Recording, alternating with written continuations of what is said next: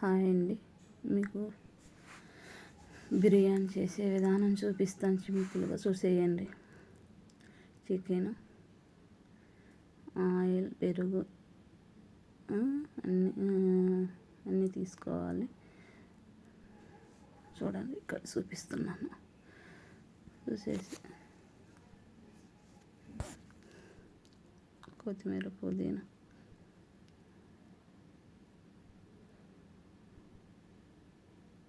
Chicken. ఇప్పుడు పెరుగు వేసుకోవాలి ఫస్ట్. తర్వాత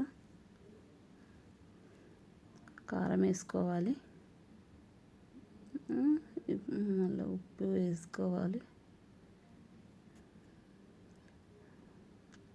తగినంత. పసుపు వేసుకొని కొంచెం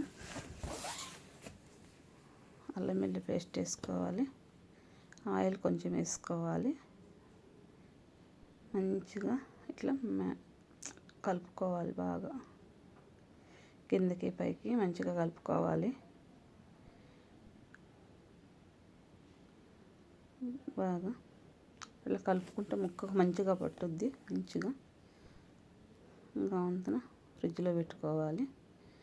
ఫ్రిడ్జ్లో పెట్టుకొని ఇప్పుడు ఉల్లిపాయ కట్ చేసుకొని బిర్యానీ చేసేది.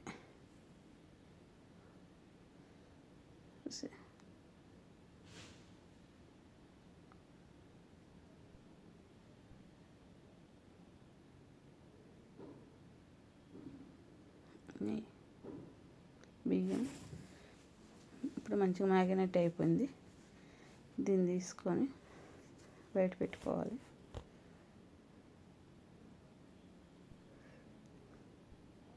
అన్నీ వేసేసుకోవాలి. ఆయిల్లో కొంచెం నెయ్యి వేసుకోవాలి. ఇప్పుడు దీంతో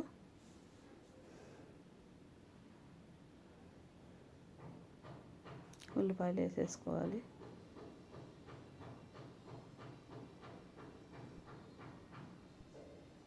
ఉప్పు వేసుకోవాలి. ఉల్లిపాయ మగ్గేదానికి కొంచెం చిటికెడు. పచ్చిమిర్చి వేసుకోవాలి చీల్చుకొని. 2 రెబ్బలు కరివేపాకు వేసుకోవాలి మంచి స్మెల్ కోసం. ఇప్పుడు ముక్క వేసేసుకోవాలి. దాంట్లో ముక్క మంచిగా మగ్గేదాకా ఇవన్నీ మూత పెట్టుకుంటూ తీసుకుంటూ మగ్గించుకోవాలి. ఇప్పుడు మగ్గిన తర్వాత ఒకటి బియ్యం అయితే 2 వాటర్ వేసేసుకోవాలి. మంచిగా మీకు ఎంతలో చేసుకోవాలనుకుంటే అంతలో చేసుకొని, నేను 1/2 కిలో చికెన్ చేసుకుంటున్నాను ఇక్కడ. ఇప్పుడు వాటర్ పోసుకోవాలి. ముక్క మగ్గింది.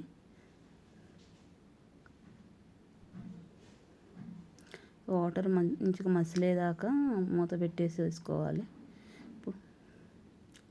వాటర్ మసిల్ని తీసుకొని చూసుకొని దీంట్లో బియ్యం వేసుకోవాలి. ఇప్పుడు మనం కడిగి పెట్టుకున్న బియ్యం వేసుకోవాలి. దీంట్లో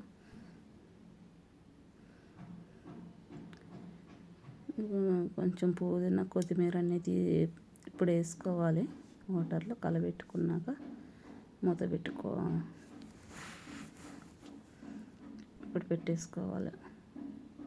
పుదీనా, కొత్తిమీర వేసుకోవాలి. ఇప్పుడు దమ్ము ఇప్పుడు మూత పెట్టుకోవాలి. అంత మంచిగా పైకి వచ్చేదాకా ఉంచుకొని ఇప్పుడు దమ్ము పెట్టుకోవాలి.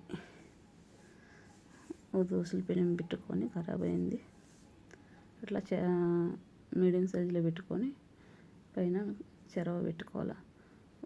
ఒక 20 నిమిషాల పాటు నెయ్యి వేసుకొని పైన ఒక 20 నిమిషాల పాటు పైన దమ్ము పెట్టుకోవాలి. బరువు పెట్టుకొని మూత పెట్టుకొని